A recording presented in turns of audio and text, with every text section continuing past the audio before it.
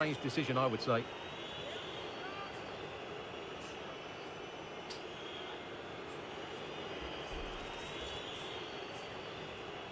They know they've got to convert this. In it goes! A well-taken penalty.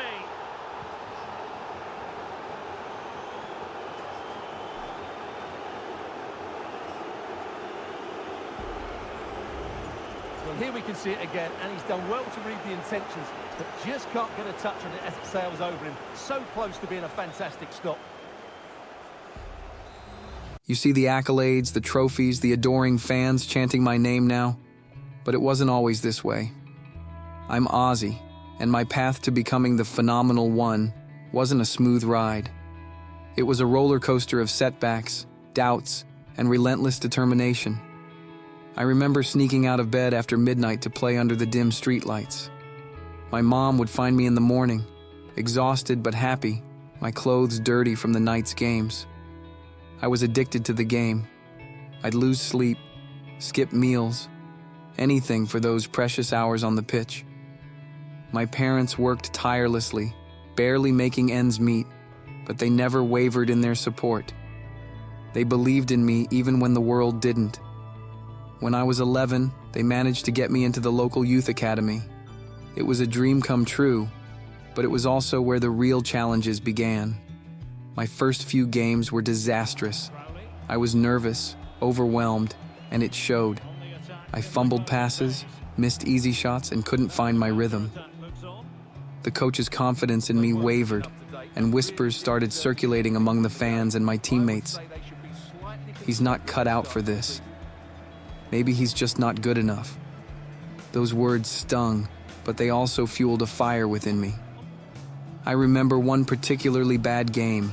We were playing our biggest rivals, and I had the chance to score the winning goal.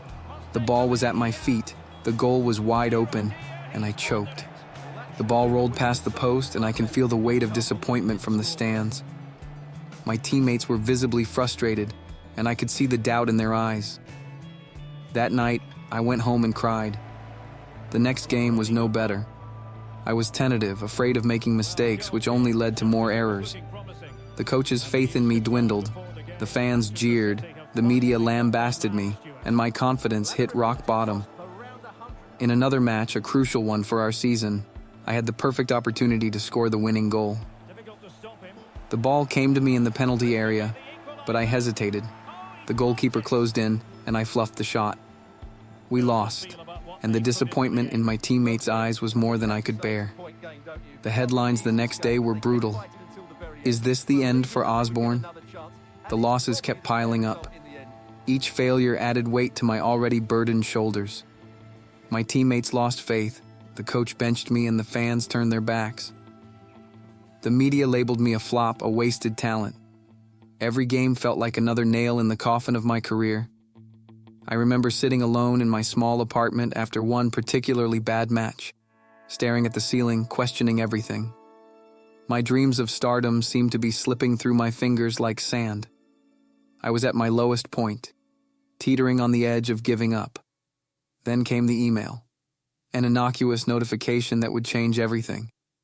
It was from the club's management, informing me that I was being sent on loan to a lower division team. The subject line read, "Loan transfer agreement." My heart sank. This was the wake-up call I hadn't expected.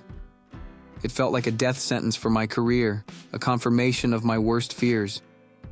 I took the email home, printed it out, and stared at it for hours. I was numb, filled with despair. But then my father walked in. He saw the paper, read the email, and turned to me with a look I'll never forget. He didn't berate me or offer platitudes. Instead, he said, "Son, do you know why they call you the phenomenal one?" I shook my head, tears in my eyes. He continued, "It's not because you never fail. It's because of your passion, your dedication, and the fire within you. You've hit a rough patch, but that doesn't define you. What defines you is how you rise from this." The next morning, I arrived at training with a new sense of determination. I was the first one there and the last to leave. I pushed myself harder than ever before. I focused on my weaknesses, honed my strengths, and immersed myself in the game. My body ached, but my spirit was on fire. I was determined to prove everyone wrong. My opportunity came in an unexpected way. In our next match, we were trailing 3-1 with 10 minutes left. The coach looked at me, a glimmer of hope in his eyes, and made the call. "You're going in," he said. I could see the skepticism in the faces of my teammates, the doubt in the crowd, but I didn't care. This was my moment. I stepped onto the pitch in the 80th minute with one goal in mind: redemption. The first few touches felt like magic. I intercepted a pass, dribbled past 2 defenders, and earned a penalty. The weight of the world was on my shoulders, but I thrived under the pressure. I stepped up, took a deep breath, and smashed the ball into the top corner. 3-2. The momentum shifted. My teammates rallied behind me, and with newfound confidence, we pressed on. In the 87th minute, a perfect cross came my way. I rose above the defenders and headed the ball into the net. The crowd erupted, but I wasn't done. Minutes later, I found myself in the box again. A slick move past a defender. The tension was palpable, but I relished it. I picked my spot and scored. 4-3. The momentum had shifted. My teammates, fueled by the comeback, pushed forward. In the 87th minute, a perfect cross came my way, but I wasn't finished. Deep into stoppage time, the ball swung in, chaos in the box, and it fell to me. With a swift turn, I volleyed it into the net. 3 goals in 10 minutes.